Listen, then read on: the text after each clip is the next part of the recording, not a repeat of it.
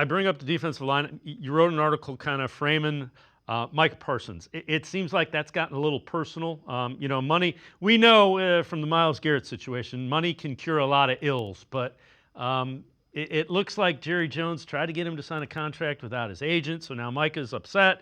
And you think the Browns should try to listen and pursue potentially pairing Micah Parsons with Myles Garrett. Take us through that article.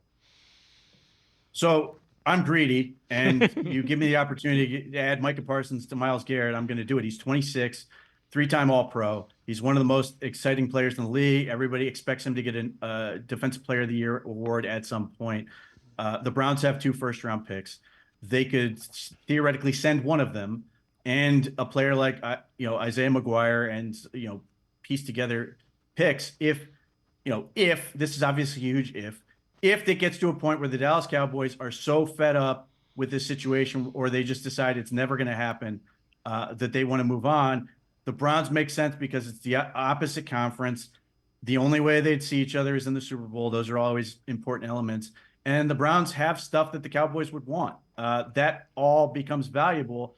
But if you are, whether it's Jim Schwartz or just common sense at this point, if everybody is slanting their line to sort of stop Myles Garrett, and you can get that entity, that guy that nobody's gonna be able to do that with, where you're just gonna single block him, then the Browns are basically one of the most important defensive lines in recent history in terms of their pass rush. I mean, they've flirted with that at points already, but that element, being able to do that, would then take so much pressure off the offense, give them a dominating defensive presence. And whether it's the quarterback is on the team now or next year, it would just make that so much easier on everything else. And because the Browns made that trade to get the extra pick, they have some flexibility to go get somebody like this. And it's not that you're trying to be willy-nilly and throw away picks, but if you're going to get the opportunity to add that type of player, that is what the picks are for.